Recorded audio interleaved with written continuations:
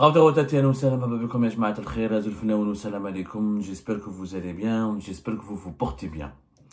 Malheureusement, les sujets économiques, les sujets qui ont trait à la gestion économique et financière du pays, ne suscitent pas beaucoup de buzz. Nos compatriotes sont férus de tout ce qui est scandale, tout ce qui est les dessous des guerres des clans, tout ce qui est relatif à la dénonciation des personnes, de leur vie privée, de leur patrimoine financier ou immobilier, des scandales de mœurs, mais l'information économique et financière n'est pas du tout suffisamment prise en considération par nos compatriotes qui ne comprennent pas que leur pays court un grand danger. Et pourtant, ils voient que la monnaie, le dinar, la véritable vitrine économique d'un pays, c'est quoi? Comment peut-on évaluer si un pays va bien ou pas? Son économie, sa monnaie. Un pays, d'abord une économie. L'histoire ne fait pas vivre. La politique ne fait pas vivre. L'idéologie ne fait pas vivre. Les êtres humains, quand ils se réveillent le matin, ils ont besoin de prendre leur café, ils ont besoin de manger, ils ont besoin de dormir, ils ont besoin de l'eau pour se doucher, ils ont besoin de vêtements pour s'habiller, ils ont besoin de voitures pour se transporter, ils ont besoin d'internet pour travailler, ils ont besoin du confort de vie, d'une qualité de vie pour préserver leur dignité et pour s'épanouir. Le plus important dans un pays, c'est l'économie avant tout. Et le symbole de l'économie d'un pays, c'est sa monnaie. Le dinar s'effondre depuis 2020. On l'a expliqué à maintes reprises. On a atteint 1,262 € dinars. Et les Algériens ne comprennent pas pourquoi. Aujourd'hui, on va vous expliquer les nous avons répertorié 7 causes, 7 dangers, 7 raisons pour lesquelles il faut absolument se mobiliser parce que la situation économique du pays, on s'approche d'un désastre. On s'approche de plus en plus d'un désastre. Nous avons 7 paramètres économiques qui exposent l'Algérie à une menace majeure pour les années à venir. Premier paramètre, cette année 2024. Prenons l'année 2024. Est-ce que les Algériens savent que nos exportations en volume ont diminué de 10%, alors que nos importations ont augmenté de 9%. Cela signifie quoi? Cela signifie que nous vendons de moins en moins au monde, mais nous importons de plus en plus au monde. Pour une raison qui est simple, nous avons une croissance démographique. À la fin de l'année 2025, on sera 48 millions d'habitants. Et nous avons des besoins en termes de nourriture, en termes de vêtements, d'aliments, de nourriture, de médicaments, de machines. Un pays a besoin de fonctionner. Pour fonctionner, il faut satisfaire ses besoins. Sauf que nous ne produisons pas assez pour couvrir nos besoins. Donc, premier déséquilibre dont on ne parle pas, c'est que depuis 2023, et ça s'est aggravé en 2024, et ça pourrait s'aggraver encore davantage, et ça va s'aggraver encore davantage en 2025, pour une raison simple, vous allez comprendre pourquoi, nos exportations sont en train de baisser, et nos importations sont en train inévitablement d'augmenter. Malgré toutes les restrictions, toutes les interdictions, tous les dispositifs de licence, d'autorisation, de contrôle, les importations augmentent et les exportations baissent. Pourquoi? Parce qu'on produit pratiquement rien que du pétrole et du gaz. Le pétrole et le gaz, leur prix baisse. Du coup, on exporte beaucoup moins, on gagne beaucoup moins que ce qu'on exporte et on perd en volume et en valeur. Les 10% de baisse, c'est les volumes. Quant aux valeurs, on a perdu en 2024 31% de recettes de nos devises par rapport à 2022 et 2023. 31%. La chute des recettes des hydrocarbures a été de 31,1%. C'est quand même assez dangereux. Très dangereux. Donc, on est de plus en plus, on produit de moins en moins en volume et on produit de moins en moins en valeur. Baisse de 10% pour le volume, baisse de 31% en valeur, et ça concerne les hydrocarbures qui constituent 92 à 96% de nos exportations. Pendant ce temps-là, que fait le régime Tebboune? Quand tu perds de l'argent, et quand tu importes beaucoup plus que ce que tu es, quand tu commences quand tes importations augmentent, et tes exportations sont en train de baisser. Normalement, tu établis une stratégie de crise, une stratégie de prévoyance, tu essayes d'améliorer tes exportations, de les diversifier, de gagner davantage en valeur et en volume pour pouvoir faire face à des importations et maintenir l'équilibre du pays pour maintenir son développement. L'État algérien, le régime actuel sous Tebboune, fait exactement le contraire. On gagne de moins en moins d'argent depuis 2023, mais le régime algérien dépense de plus en plus d'argent, alors qu'on n'en gagne pas. Est-ce que vous savez, mes chers compatriotes, que les dépenses publiques ont explosé en Algérie entre 2021 et 2023 de 63,3%.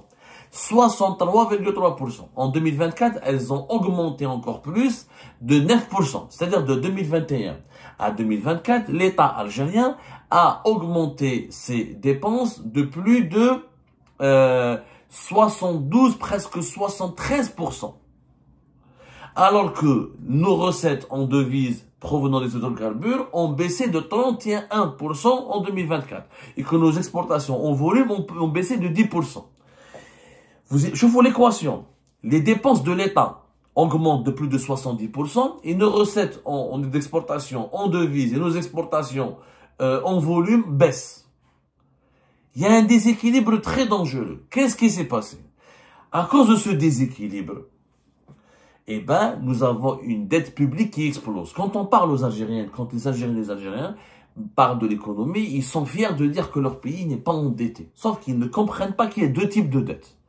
Il y a la dette extérieure, c'est-à-dire des pays étrangers, des organismes internationaux, des banques internationales te prêtent et tu t'endettes. Il y a l'endettement intérieur qui s'appelle la dette publique. Comme nous avons des dépenses de l'État qui ont augmenté de plus de 72 à 73% de 2021 à 2024 et que nos exportations en hydrocarbures, comme les exportations en hydrocarbures sont en train de baisser, on verra les chiffres plus tard, on en a déjà parlé, qu'est-ce qu'il fait l'État algérien? Il utilise ses réserves. Et il utilise ce qu'il a caché comme argent pour financer la différence. La différence entre les recettes et les dépenses, quand les dépenses sont nettement plus élevées que les recettes, ça s'appelle du déficit budgétaire. En Algérie, on a deux types de réserves. On parle beaucoup des réserves de change, mais on ne parle pas assez du fonds de régulation de recettes. Le fameux FFR, qui existe depuis 2000, si je ne me trompe pas. Il existe depuis 2000. L'objectif de ce FFR, ou le FRR, Fonds de régulation des recettes, était de, à chaque fois que les prix du pétrole augmentent, le surplus de la fiscalité pétrolière, les lois de finances en Algérie sont établies par exemple sur 60 ou 70 dollars le baril, le surplus, en termes de fiscalité pétrolière, on le cache en dinars dans le FRR. En Algérie, on a les réserves de change. La différence entre le prix du pétrole, la loi de finances et le prix du pétrole du marché, les devises, on les met dans les réserves de change. Et les dinars, qui sont, parce que convertis en fiscalité pétrolière, on les met dans le fonds de régulation de recettes. Sauf que ce fonds algérien n'a jamais servi à développer le pays réellement. C'est pour ça qu'il s'est à chaque fois en 2017, il s'était épuisé, il s'était asséché. 2021, on l'a repris, etc. Il a été réalimenté. Il existe depuis 2000. Il n'a jamais participé au développement du pays. Qu'est-ce qu'il fait? Et sous l'époque de Tebboune, c'est encore pire, sous l'époque du régime de Bouteflika, le fonds de régulation de recettes a été utilisé pour financer une partie du déficit. On avait dans ce fonds l'équivalent de pratiquement 19,9 milliards de dollars, presque 20 milliards de dollars. Ils ont été utilisés en 2024, entre 2024 et 2023, pour couvrir le déficit budgétaire. Il faut savoir que le déficit budgétaire de notre pays a dépassé la barre d'équivalent de 30 milliards de dollars en 2023. Ensuite, il a dépassé la barre de l'équivalent de 40 milliards de dollars en 2024. Et en 2025, le déficit budgétaire va dépasser la barre des 60 milliards de dollars. Pourquoi? Parce que l'État algérien, depuis 2023, a des budgets de fonctionnement et des dépenses qui dépassent l'équivalent de 100 milliards de dollars. Et comme on gagne beaucoup moins que ce que l'État algérien dépense, la différence entre les dépenses et les recettes, c'est toujours plus de 30 milliards de dollars en 2023, plus de 40 milliards de dollars en 2024 et plus de 60 milliards de dollars en 2025. Les fonds de recettes de le FFR est utilisé pour combler une partie du déficit. C'est-à-dire que notre argent ne sert plus à couvrir le développement du pays, mais juste à financer le déficit de l'État algérien. C'est-à-dire, au lieu de construire des ports, des nouveaux aéroports, des nouvelles autoroutes, financer des usines, financer des grands projets économiques, etc., on est en train de financer le déficit de l'État. Tout notre argent part dans le déficit de l'État. Alors que cet argent on aurait dû l'utiliser ailleurs. Par exemple, en quoi? Donc, nous avons une production du pétrole et du gaz qui baisse. Le pétrole et le gaz, c'est une industrie. Nous avons des réserves qui sont encore inexploitées. Les outils de production, il faut les maintenir. Les gisements de pétrole et de gaz, il faut les entretenir. C'est des investissements permanents qu'on doit faire pour améliorer notre outil de production. Les gens imaginent que le pétrole et le gaz, il suffit juste d'ouvrir la vanne et de remplir un baril au BR. Pas du tout, c'est une industrie, c'est de l'extraction, c'est des unités, c'est de la transformation, c'est de la canalisation, c'est des transports par canalisation. C'est tout un écosystème industriel dans lequel il faut investir en permanence parce qu'il y a toujours de nouvelles technologies, il y a toujours de l'entretien, il y a toujours des pannes, il y a toujours des incidents. Il faut donc investir pour moderniser ton outil de production. On n'a pas investi. Pourquoi? Parce qu'on utilise notre argent pour combler les déficits budgétaires de l'État algérien depuis 2023. C'est quoi la conséquence? La conséquence, la production de pétrole en Algérie a reculé de 6,9% en 2024 par rapport à 2023. Et elle a reculé de plus de 10% par rapport à 2022. On n'investit pas dans la production du pétrole, dans de nouvelles réserves, dans le développement de nouveaux investissements.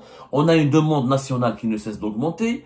On produit 900 000 barils, 450 000, grippe 500 000, c'est pour la production, pour la consommation locale. Il ne reste que 400 000 à peine pour les exportations. Si on avait investi tout l'argent qu'on met dans le déficit, dans des nouveaux projets d'investissement avec des partenaires internationaux ou pour mettre en production de nouvelles réserves ou pour explorer de nouvelles réserves, on aurait pu augmenter notre production de pétrole. On aurait pu peut-être ne pas exporter, augmenter notre production pour transformer, créer et fabriquer localement de nouveaux produits dérivés du pétrole pour les exporter. Ce qui nous ferait gagner beaucoup de devises. On ne l'a pas fait. Donc notre exportation est en train de baisser. La même chose pour le gaz. La production du gaz, elle a baissé de 6,2% en 2024. Par rapport à 2023. Nous sommes en train de, par exemple, les exportations de GNL, le gaz naturel liquéfié, elles ont chuté en Algérie de 14,3% en 2024 par rapport à 2023. Vous allez me dire, oui, mais parce que les pays européens n'ont pas acheté autant. C'est faux.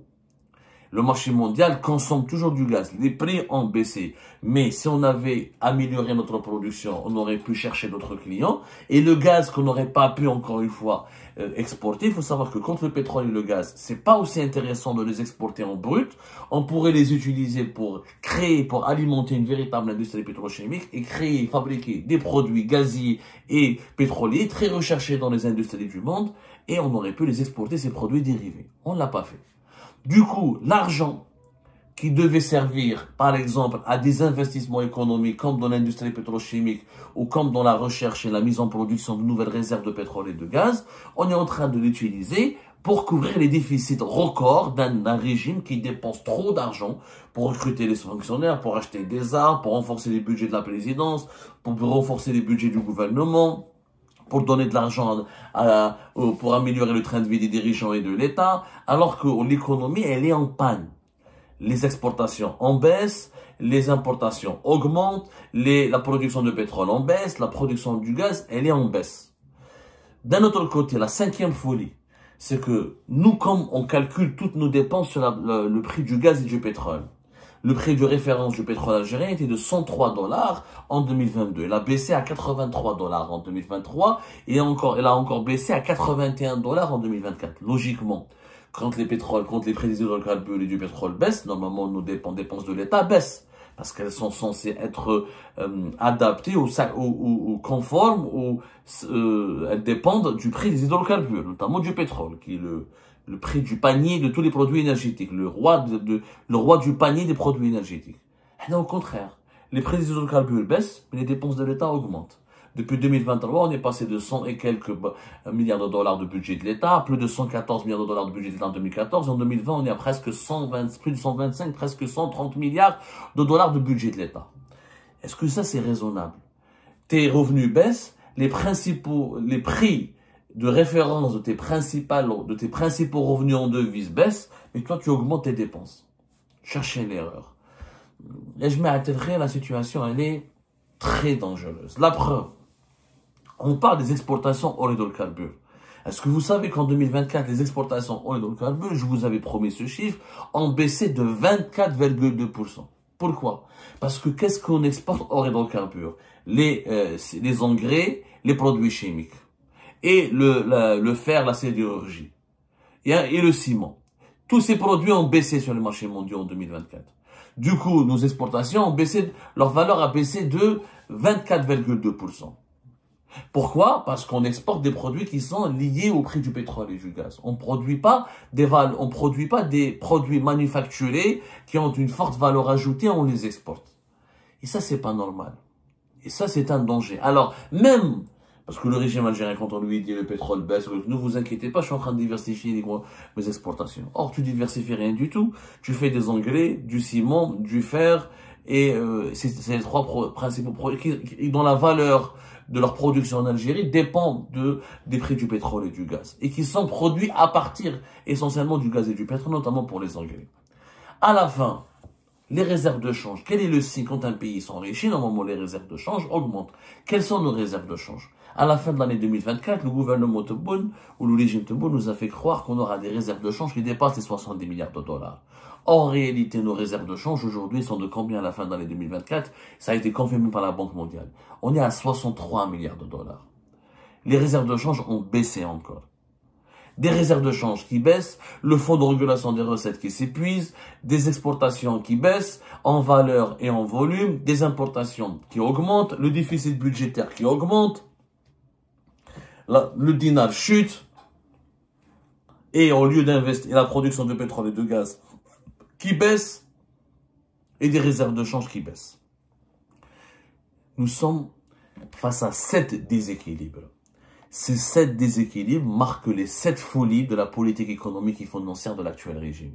Si la situation comme ça perdure, on aura de plus en plus d'importations, de moins en moins d'exportations, de plus en plus de population, une croissance économique faible, avec des réserves de pétrole et de gaz de plus en plus faibles. On se dirige tous avec des déficits records. Le dinar, sa valeur va chuter inévitablement et le pouvoir d'achat et l'inflation va s'effondrer parce que l'inflation va exploser. On en parlera encore de l'inflation. Le régime algérien, comme il gagne de moins en moins en devises, il va fabriquer de plus en plus de billets en dinars, ce qui fait qu'on aura beaucoup de dinars qui va circuler, mais sans créer des biens et des services. Ça signifie que la valeur du dinar va chuter encore davantage durant l'année 2025. Elle va atteindre des records. Quand la valeur de la monnaie perd de la valeur, l'inflation explose. Quand l'inflation explose, la misère sociale, le chômage et les frustrations collectives explosent. Et c'est l'appauvrissement du pays. Ce sont ces 7 folies financières, ces 7 folies de la politique économique et financière qui exposent l'Algérie au grand danger de l'appauvrissement. Il y a un pays qui s'appauvrit, c'est un pays qui s'expose à toutes les menaces d'insécurité et d'instabilité.